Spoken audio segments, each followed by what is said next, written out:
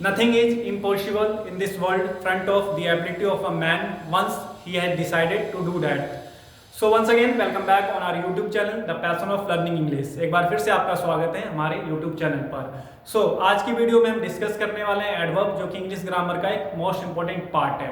तो ये वीडियो उन स्टूडेंट्स के लिए है जिन्होंने जस्ट इंग्लिश सीखना स्टार्ट किया है और वो चाहते हैं कि उनकी ग्रामर ज़्यादा से ज़्यादा इंप्रूव हो सके, जिससे कि वो इंग्लिश में अच्छे से कन्वर्सेशन कर सकें। तो आइए समझने की कोशिश करते हैं कि एडवर्ब होते क्या हैं, इनके क्या टाइप्स होते हैं और कैसे हम एडवर्ब का यूज अपनी इंग्लिश कन्वर्सेशन में कर सकते हैं, और ना केवल कर सकते हैं बल्कि हम इसे राइटिंग और अपनी स्पीकिंग में यूज भी कर सकें। So the definition of the adverb: an adverb is a word which describes or modifies a verb, adjective, another adverb, even whole sentence. It means adverb क्या है कि adverb एक ऐसे वर्ड होते हैं जो ना केवल वर्ब को डिस्क्राइब करते हैं बल्कि एडजेक्टिव को भी और अनदर एडवर्ब को भी, इवन होल सेंटेंस। इसका मतलब है कि ऐसे शब्द जो कि क्रिया की विशेषता को बतलाएं तो उसे हम क्या कहते हैं, एडवर्ब। फॉर एग्जाम्पल, राम जोर से बोलता है, तो राम कैसे बोलता है, जोर से। तो जो जोर से वर्ड है वो क्या आपका एक एडवर्ब है। नाउ नेक्स्ट, आप इस काम को ध्यान से करते हैं, तो आप इस काम को कैसे करते हैं, ध्यान से। जो ध्यान से वर्ड है वो आपका क्या है, एक एडवर्ब है जो कि आपके कार्य करने के ढंग को बतला रहा है। फॉर एग्जाम्पल, वह धीरे से घर में आया, वह कैसे आया घर में, धीरे से। उसके आने की विशेषता क्या थी, धीरे से। तो इस तरीके के वर्ड जो कि क्रिया की विशेषता को बतलाते हैं तो उसे हम क्या कहते हैं, एडवर्ब। तो आइए समझने की कोशिश करते हैं कि एडवर्ब के कितने टाइप्स होते हैं और एडवर्ब होते क्या हैं। For example, honesty, quickly, very, today, however, where, always, never, seldom, fast, slowly. ये जितने भी वर्ड हैं ये सारे एडवर्ब हैं जो कि क्रिया की विशेषता को बतलाने के लिए यूज किए जाते हैं। So now let's see how many types of the adverb. So adverb of manner, adverb of time, adverb of place, adverb of degree, adverb of frequency, conjunctive adverb, adverb of certainty, emphasizing adverb and commenting adverb. तो ये हैं adverb के parts, और देखते हैं कि जो ये एडवर्ब्स हैं ये किस तरीके के होते हैं। For example, adverb of manner. तो एडवर्ब ऑफ मैनर का काम क्या है, ये क्या करता है, किसी भी क्रिया की करने के ढंग को बतलाता है, यानी कि ऐसे वर्ड जो कि क्रिया के करने के ढंग को बतलाते हैं तो उसे हम कहते हैं एडवर्ब ऑफ मैनर।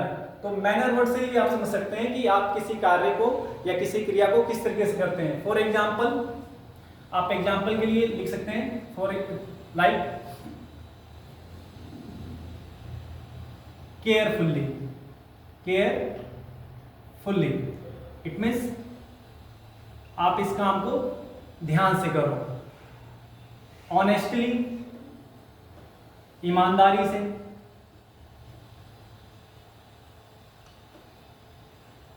और more example we can write easily. तो ऐसे बहुत सारे एडवर्ब हैं जो कि मैनर्स को बतलाते हैं और मैंने कुछ ही एग्जाम्पल लिखे हैं। ओके, नेक्स्ट एडवर्ब कौन सा है आपका, एडवर्ब ऑफ टाइम, यानी कि ऐसे एडवर्ब जो कि टाइम की बात करें, टाइम को दिखाते हो, जैसे कि टुडे,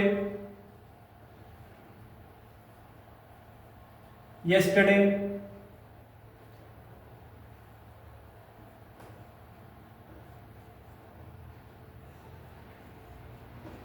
tomorrow,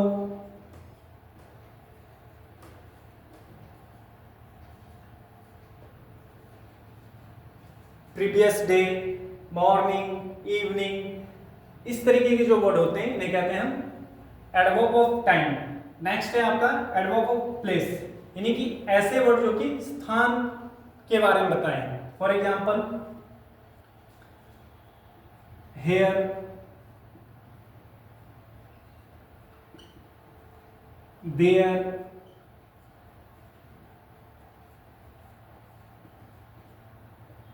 वेयर,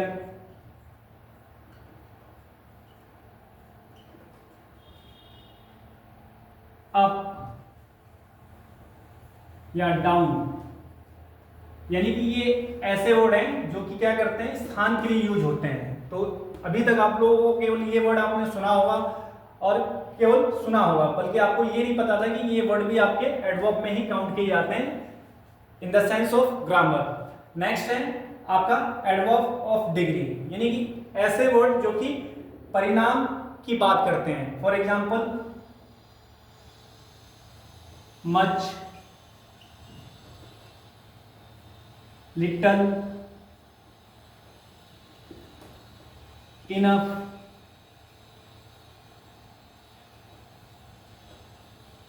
ओके, और you can also write a lot.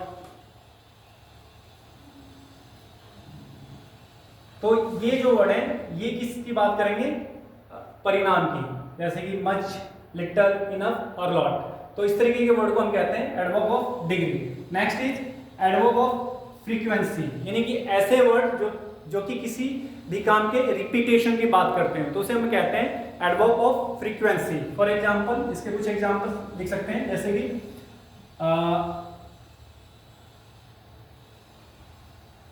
Again, again and again, या again to again,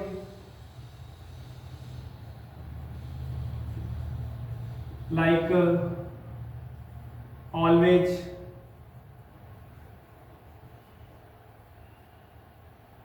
sometime, sometimes, इसी तरीके से seldom,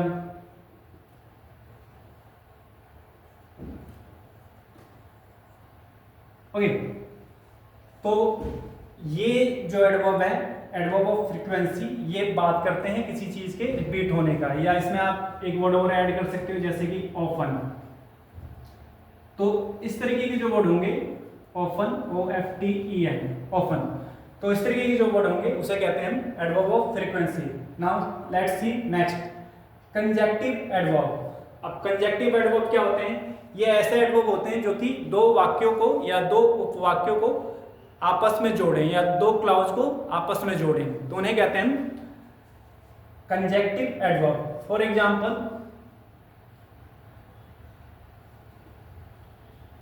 otherwise, otherwise. Next therefore,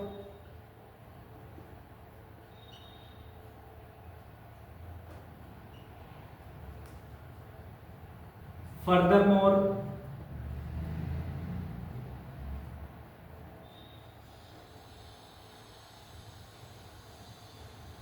furthermore, okay. तो इस तरीके के जो एडवर्ब होते हैं जो कि दो सेंटेंस को आपस में जोड़ते हो, तो उसे हम कहते हैं कंजक्टिव एडवर्ब। नेक्स्ट देखते हैं, नेक्स्ट क्या है हमारा, एडवर्ब ऑफ सर्टेनिटी, यानी कि ऐसे एडवर्ब जो कि सर्टेनिटी की बात करें, किसी चीज के सर्टेन की बात करें। फॉर एग्जांपल इसके एग्जांपल क्या है, जैसे कि डेफिनेटली, डेफिनेटली, एब्सोल्युटली,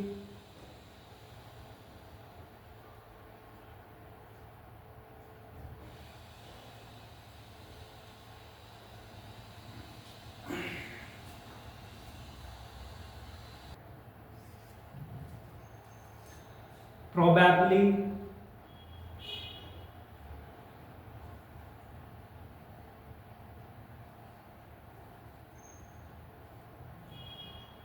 probably और maybe और perhaps।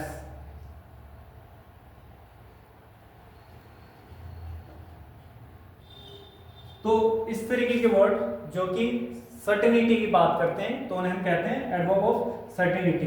Definitely, absolutely, probably, may be और परहैप्स, ये सभी वर्ड्स हम एडवर्ब के सेंस में यूज करते हैं। नेक्स्ट हमारा है एम्पैथाइजिंग एडवर्ब, ऐसे एडवर्ब जो कि सहानुभूति की बात करते हो या सहानुभूति क्रिया विशेषण की बात करते हो, या किसी बात को जब हम जोर देकर बोलते हो तो उसे कहते हैं adverb of empathizing या empathizing adverb. For example,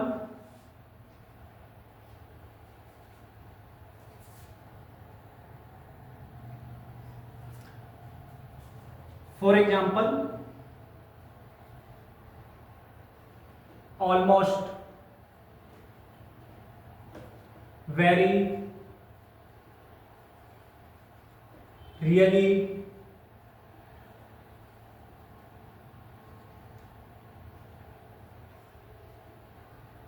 extremely,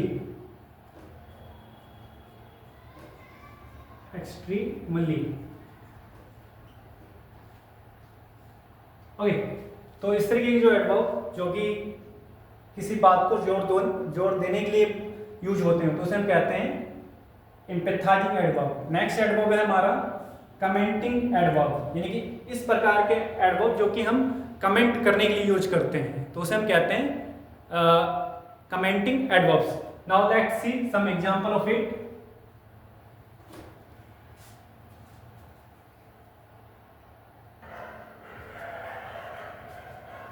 Now let's see the example of commenting adverb. For example, like honestly,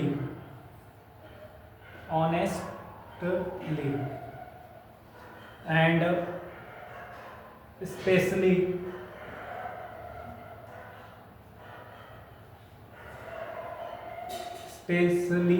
and also you can write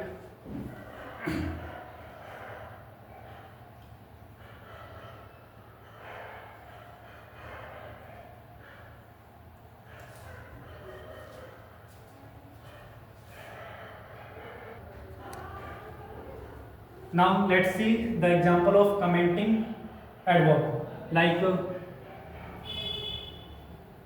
personally,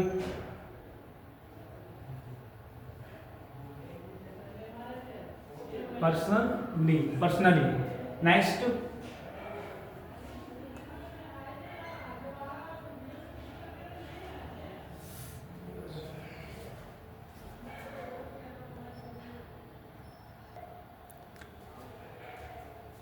now let's see some example of the commenting adverb like honestly,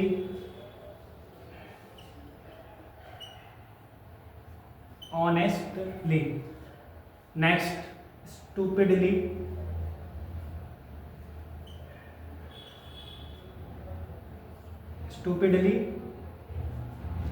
and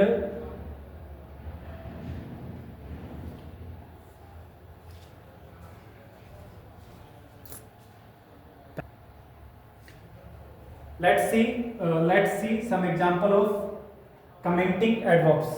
So the adverb is stupidly,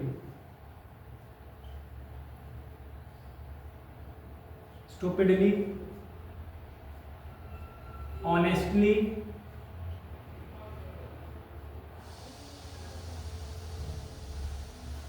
personally,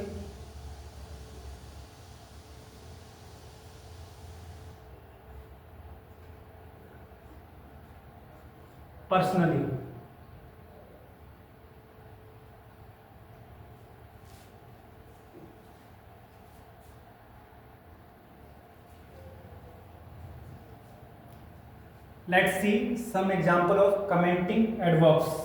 So commenting adverbs honestly,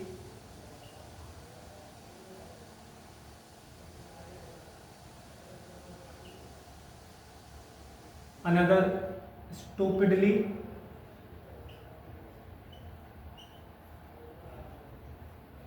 another you can write like personally,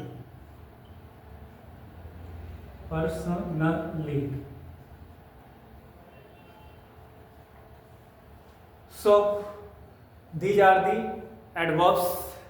आज की video में हमने केवल ये जानने की कोशिश की है कि एडवर्ब होते क्या हैं, एडवर्ब्स के क्या टाइप्स होते हैं और कैसे हम एडवर्ब को आइडेंटिफाई कर सकते हैं. इस वीडियो में हमने सेंटेंस बनाना नहीं सीखा है. आने वाली वीडियो में हम एडवर्ब से रिलेटेड जो भी हमने इस वीडियो में पढ़ा है, आने वाली वीडियो में हम एडवर्ब से सेंटेंस बनाना सीखेंगे और ये भी जानने की कोशिश करेंगे कि किस तरह कौन से एडवर्ब में ly लगता है और कौन से एडवर्ब में ly नहीं लगाए जाते हैं। और मोस्टली जो एडवर्ब होते हैं उनको आइडेंटिफाई करने का तरीका ये होता है कि उनके लास्ट में जब हम ly जोड़ देते हैं तो वो हो जाता है एडवर्ब। और एडवर्ब क्या है, दो वर्ड से मिलकर बने हैं, एडजेक्टिव प्लस वर्ब। इस तरीके के जो वर्ड होते हैं उसको कहते हैं एडवर्ब। इसका मतलब है कि जो आज की वीडियो में जो हमने पढ़ा है वो क्या है, हमारा एक एडवर्ब। और आई होप कि आपको ये वीडियो समझ में आई होगी और आप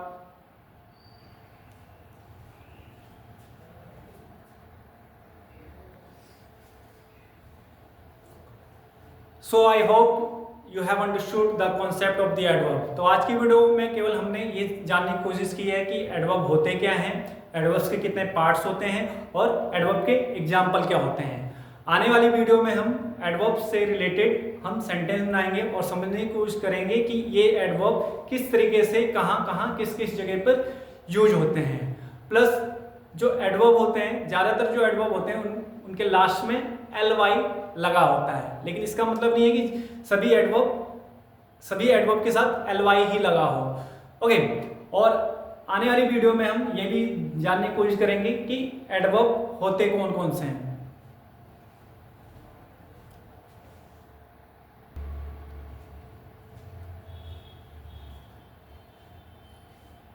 I hope you have understood the concept of the adverb in this video. आज की वीडियो में हमने केवल ये समझने की कोशिश की है कि एडवर्ब होते क्या हैं, उनकी डेफिनेशन क्या है, एडवर्ब कितने टाइप्स के होते हैं, प्लस हमने एडवर्ब के कुछ एग्जाम्पल देखे हैं। आने वाली वीडियो में हम इस एडवर्ब्स के बेस पर सेंटेंस को ट्रांसलेट करना सीखेंगे, प्लस ये समझने की कोशिश करेंगे कि एडवर्ब कहाँ यूज होते हैं, यानी कि किस जगह पर हम एडवर्ब का यूज करेंगे। कुछ ऐसे भी एडवर्ब होते हैं जो कि सब्जेक्ट से पहले यूज होते हैं, कुछ एडवर्ब ऐसे होते हैं जो सब्जेक्ट और वर्ब के बीच में यूज होते हैं, और कई सारे एडवर्ब ऐसे होते हैं जो सेंटेंस के लास्ट में यूज होते हैं। और जब एक ही सेंटेंस में कई सारे ऑब्जेक्ट हों तो फिर हम एडवर्ब का कैसे यूज कर सकते हैं, तो ये सारी इंफॉर्मेशन हम आने वाली वीडियो में जानेंगे। So once again, thank you so much for watching our video and keep on learning English.